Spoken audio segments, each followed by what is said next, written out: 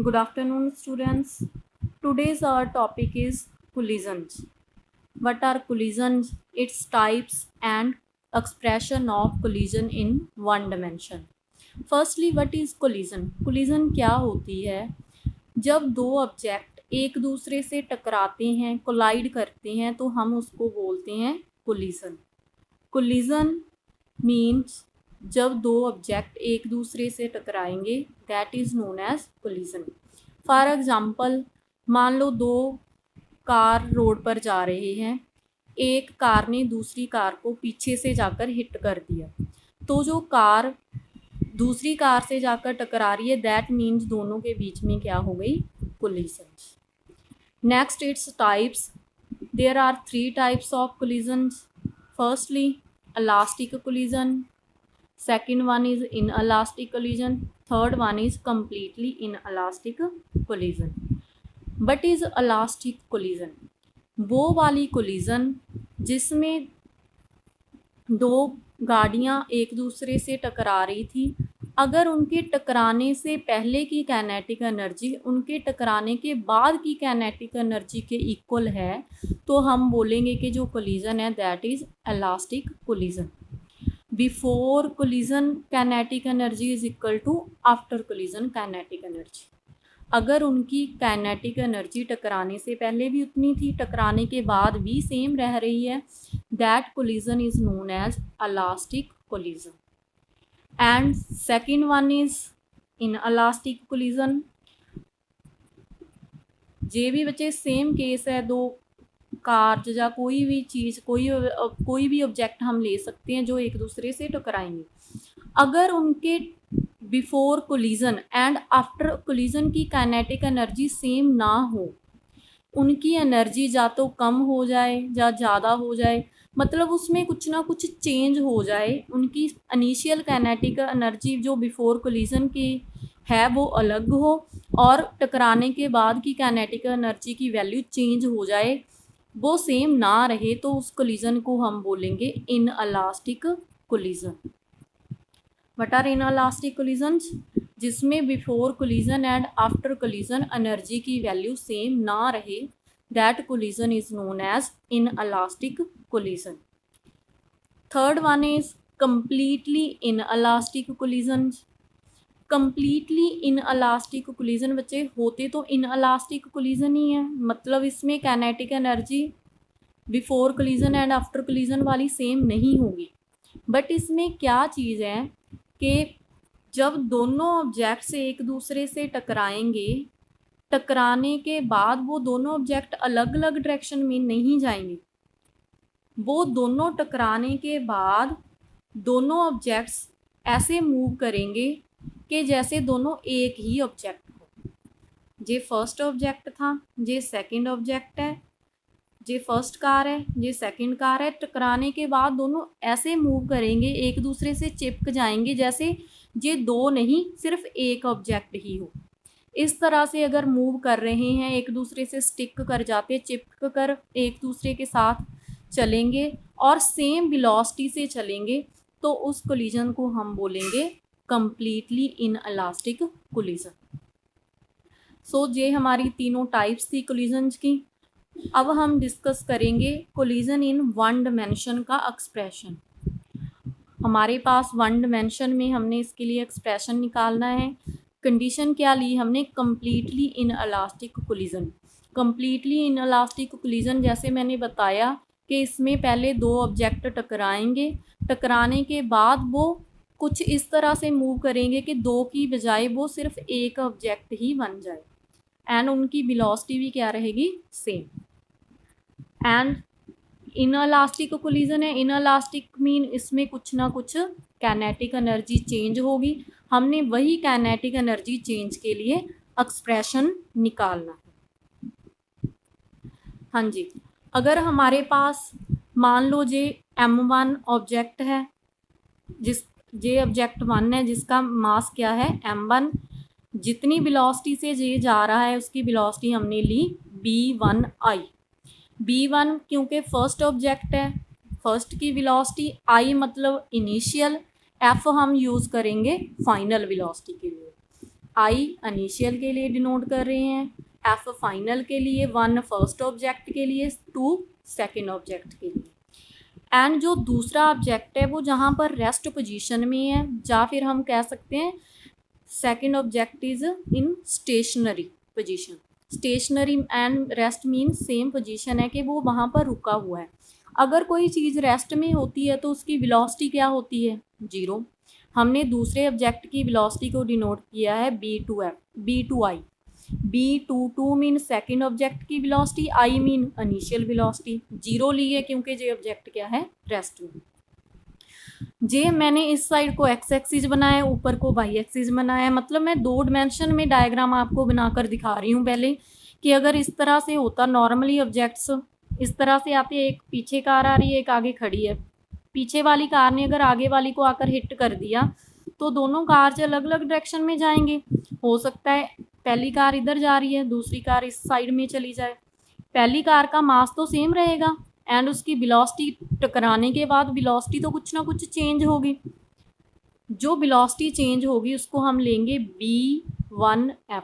b1 मतलब पहले object की velocity, f mean final, after collision, टकराने के बाद वाली वेलोसिटी को फाइनल से लिया जाएगा। जो कोलिजन के पहले वाली वेलोसिटी है, टकराने से पहले वाली वेलोसिटी, उसको हम लेंगे इनिशियल वेलोसिटी से i से। एंड जो सेकंड ऑब्जेक्ट है हमारे पास वो इस डायरेक्शन में जा रहा है, उसकी वेलोसिटी हमने ली b2f। b22 मीन क्योंकि सेकंड ऑब्जेक्ट है, f मीन उसकी फाइनल वेलोसिटी आफ्टर कोलिजन वाली। ये तो तब डायग्राम पॉसिबल थी जब हमने 2 डिमेंशन में बनाना है, बट हमारे पास अकॉर्डिंग टू क्वेश्चन क्या है, 1 डिमेंशन। तब ये जो दोनों ऑब्जेक्ट थे 2 डिमेंशन में जा रहे थे ना, अब हमारे पास 1 डिमेंशन में ही जाएंगे। जे हमने m1 ऑब्जेक्ट ले लिया, जे m2 कंडीशन वही सेम है।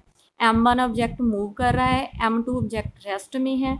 जब ये ऑब्जेक्ट इससे आकर टकराएगा तो ये इस तरह से आगे मूव करेंगे जैसे दोनों ऑब्जेक्ट एक ही हो, जैसे कि हमने इनइलास्टिक की डेफिनेशन में बताया। दोनों एक ही होंगे तो दोनों का मास क्या हो जाएगा, प्लस m1 प्लस m2 लिख लिया हमने। एंड दोनों की वेलोसिटी भी क्या होगी, सेम। दोनों की वेलोसिटी टकराने के बाद वाली वेलोसिटी को हम सेम लिखेंगे, तो हम इसको b1 तो नहीं लिखेंगे क्योंकि फिर तो फर्स्ट ऑब्जेक्ट की आ जाएगी, ना ही b2 लिखेंगे, फिर सेकंड की आ जाएगी। हमने इसको सिंपली b से लिख दिया, मतलब दोनों की velocity. f mean final velocity, जो इनके टकराने के बाद की वेलोसिटी। जे हमारे पास 1 डिमेंशन में आ गई डायग्राम, मान लो एक्स एक्सिस में। 1 डिमेंशन वो वाली डिमेंशन जिसमें सिर्फ हमें या तो एक्स एक्सिस की ज़रूरत पड़े, या वाई एक्सिस की, या जेड एक्सिस की। हमने सिर्फ 1 डिमेंशन में बनानी थी, इसीलिए ये हमारे पास 1 डिमेंशन में डायग्राम हमने ड्रा कर दी। सेकेंड बच्चे इसमें क्या देखो, अगर ये 2 डिमेंशन में जाती तो ये एक्स एक्सिस के साथ क्या बना रही थी, एंगल, कुछ ना कुछ एंगल बनाया था ना इस ऑब्जेक्ट ने जब इस डायरेक्शन में जा रहा था, θ1 एंड θ2। बट अब तो ये इसी डायरेक्शन में जा रहे हैं दोनों ऑब्जेक्ट, तो इसका इस तरह से ऊपर या नीचे कोई एंगल ही नहीं बनाया। दोनों का एंगल क्या रहेगा, उसी लाइन पर जा रहे हैं, तो एंगल की वैल्यू क्या हो जाएगी, θ1 एंड θ2 की 0। इसीलिए हमने जहाँ पर θ1 एंड θ2 को क्या ले लिया है, 0, क्योंकि ये अलग अलग डायरेक्शन में नहीं जा रहे, दोनों क्या जा रहे हैं, सेम डायरेक्शन में। जिस लाइन में हम मोशन ले रहे हैं उसी डायरेक्शन में दोनों ऑब्जेक्ट्स टकराने के बाद जा रहे हैं। उस लाइन के साथ, उस एक्सिस के साथ कोई एंगल नहीं बना, इसीलिए एंगल की वैल्यू क्या ले लेंगे हम, 0। हाँ जी। अब ये जो ऑब्जेक्ट्स होते हैं जिसकी इनइलास्टिक कोलिजन जो होती हैं, इसमें जो मोमेंटम है वो हमेशा कंजर्व रहता है। कंजर्व मीन मोमेंटम की वैल्यू क्या रहेगी, सेम। जितना मोमेंटम उसका बिफोर कोलिजन होगा, टकराने से पहले वाला मोमेंटम आफ्टर कोलिजन वाले मोमेंटम के इक्वल होगा। जी हम 9th क्लास में पढ़ते आए हैं कि law of conservation of momentum mean momentum is same. Before collision momentum की वैल्यू आफ्टर कोलिजन के मोमेंटम के इक्वल होगी। मोमेंटम का फॉर्मूला जैसे हमें पता है क्या होता है, P is equal to mv, mass into velocity. तो हमने जहाँ पर इसकी वैल्यू पुट कर दी अकॉर्डिंग टू दिस फॉर्मूला, पहले बिफोर कोलिजन, कोलिजन मतलब टकराने से पहले वाला केस आ गया, तो हमारे पास इतने केस के साथ चलेंगे। पहला ऑब्जेक्ट का मास है तो उसकी पहले की वेलोसिटी लेंगे, हमने लिया m1 v1 I initial velocity.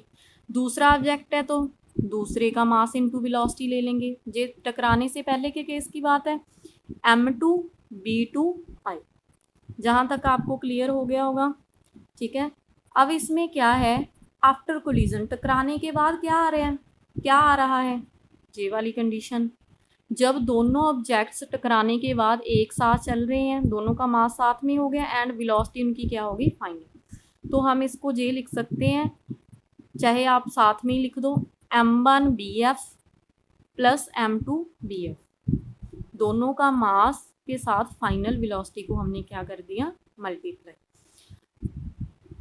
अगले केस में बच्चे, अगले स्टेप में क्या किया, जहाँ पर हमने b2i की वैल्यू 0 पुट कर दी। क्यों, क्योंकि ये ऑब्जेक्ट किस में था, रेस्ट पोजीशन में था।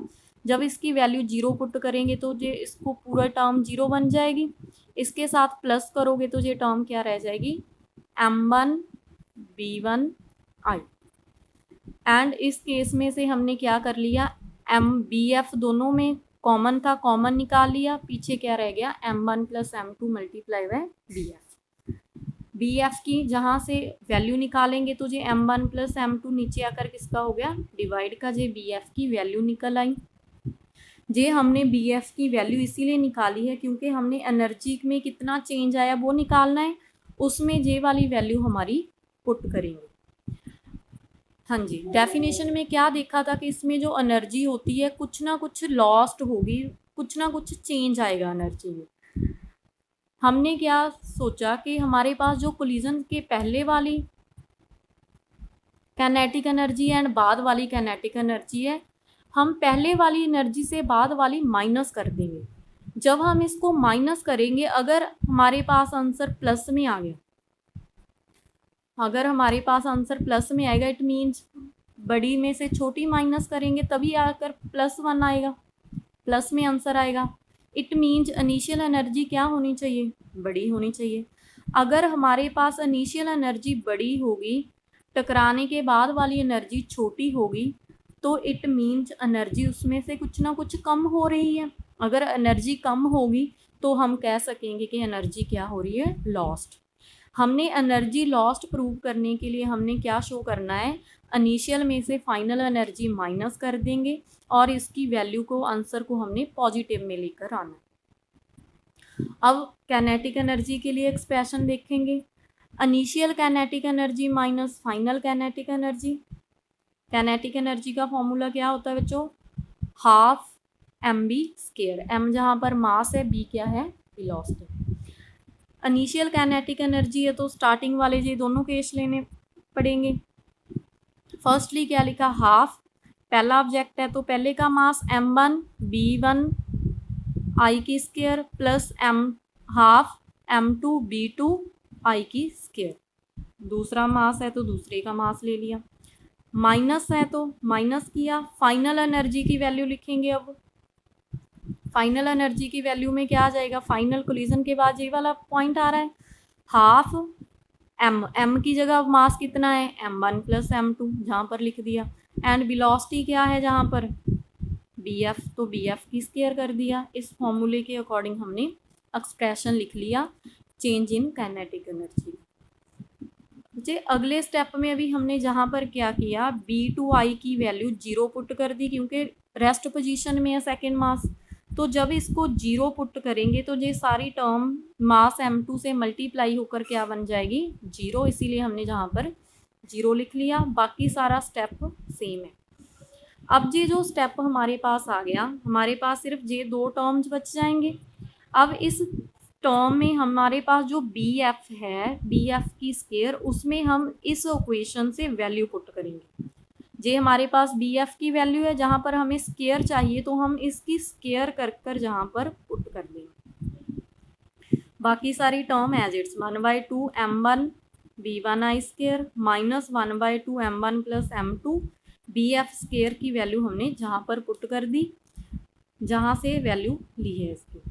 अब इसको सॉल्व करेंगे आगे, 1/2 m1 b1 i1 की स्क्वायर एज इट्स लिया, नीचे जहाँ पर m1 प्लस m2 था, नीचे इसकी स्क्वायर थी तो एक से एक जे कट जाएगा, सिर्फ हमारे पास सिंपल रह गया m1 प्लस m2। इसके बाद वाले स्टेप में हमारे पास 1/2 इधर भी पड़ा है, इधर भी पड़ा है, m1 इधर भी है, इधर भी है, b1 इस साइड भी पड़ा है। ये तीनों टर्म्स हमने कॉमन ले ली जहाँ, तो पीछे क्या रह जाएगा हमारे पास 1, ये सारी टर्म कॉमन गई, 1 minus m1 upon m1 plus m, ये टर्म आ जाएगी। अब इसका एलसीएम ले लेंगे, ये इस साइड जाकर मल्टीप्लाई हो जाएगा, m1 plus m2 minus m1 upon m1 plus m2।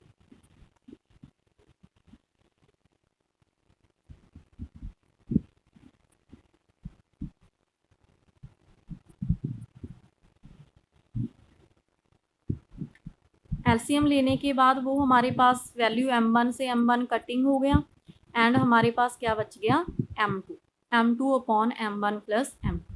फिर हमने इसको इसके साथ लिख दिया, m1 m2 upon m1 plus m2 आ गया bi की स्क्वायर। जे वाला जो वैल्यू आ रही है हमारे पास चेंज इन काइनेटिक एनर्जी की, मास तो प्लस में होता है, मास की वैल्यू हमेशा प्लस में होती है, जे इसकी स्क्वायर है। अगर माइनस में भी वेलोसिटी होगी तो इसकी स्क्वायर क्या बन जाएगी, प्लस बन जाएगी। मतलब इसमें जो सारी टर्म्स है वो पॉजिटिव है, तो काइनेटिक एनर्जी हमारे पास क्या आ रही है, पॉजिटिव। अगर पॉजिटिव एनर्जी आएगी तो इट मीन इसमें जो काइनेटिक एनर्जी है वो क्या हो रही है, लॉस्ट हो रही है। यही हमने इस एक्सप्रेशन में प्रूव करना था कि जब भी इन इलास्टिक कोलिजन जो होती हैं उसमें कुछ ना कुछ काइनेटिक एनर्जी का चेंज होता है। इनिशियल काइनेटिक एनर्जी जो बिफोर कोलिजन वाली काइनेटिक एनर्जी होती है वो आफ्टर कोलिजन के इक्वल नहीं होती।